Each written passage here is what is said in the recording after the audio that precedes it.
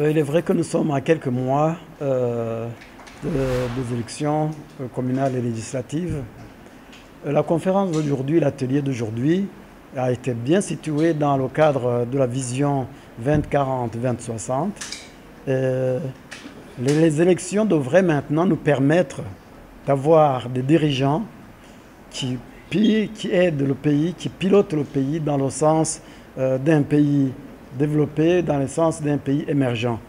On peut donc espérer que la conférence ou l'atelier est venu au bon moment, où chacun doit être responsable et comprendre que les élections en cours, en vue, nous permettraient d'avoir des dirigeants qu'il nous faut dans cette logique du Burundi émergent, du Burundi développé. Et justement, qu'est-ce qui peut être fait en si peu de temps qui reste avant justement l'arrivée de cette échéance? Qu'est-ce qui faut être fait pour éviter ces potentiels conflits électoraux?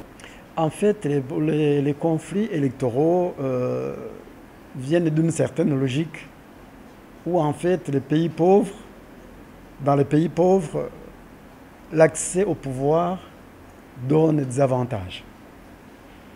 Les élections étant la voie autorisée pour accéder au pouvoir, chacun voudrait bien être au pouvoir. Est-ce que maintenant, la logique des élections, de permettre à la population d'avoir des dirigeants compétents, des dirigeants engagés à faire avancer le pays, est-ce que c'est toujours cette logique-là? C'est peut-être là la grande question, mais nous devrions former notre population de manière à ce qu'elle comprenne que les élections sont pour la population une occasion, une opportunité de se choisir des dirigeants capables de faire avancer le pays. Dans ces conditions, si tout le monde comprenait la chose de cette manière, il n'y aurait pas de conflit parce qu'on se dirait, voilà, l'essentiel c'est que nous avons des dirigeants capables, des dirigeants engagés à nous faire avancer. La CENI aussi, parler de la CENI, c'est une bonne chose.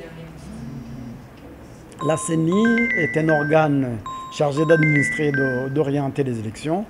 Il est impérieux, il est essentiel que la CENI soit neutre, qu'elle cherche toujours le respect de la loi, qu'elle soit un bon arbitre entre les compétiteurs politiques. La vision 2040 et 2060 a été élaborée et mise en place par le gouvernement en place. Est-ce que vous n'avez pas peur que si, par exemple, un autre gouvernement est élu, l'année prochaine peut-être controversée? Une vision, c'est une orientation. Orienter le pays dans le sens d'un pays développé, d'un pays émergent, c'est le souhait de tout le monde.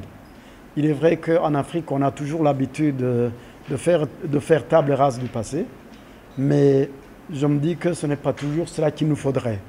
On devrait se dire qu'est-ce qu'il y a de bon dans le prédécesseur et bâtir dessus. Qu'est-ce qui n'a pas été bon et mettre ça à côté. Alors, dans cette logique-là, de cette volonté d'orienter le pays vers un pays émergent et plus tard vers un pays développé, je me dis que c'est la volonté de tout le monde, c'est la volonté de tous les Burundais. En définitive, ce n'est plus une vision d'un pouvoir en place, ça devrait être une vision de tous les Burundais. Dire donc qu'un pouvoir qui viendrait faire fi de cette vision, je me dis que ça serait une erreur. Il faudrait plutôt embrayer sur cette logique-là, chercher toujours à faire avancer le pays et à en faire un pays émergent bientôt, un pays développé dans les années à venir.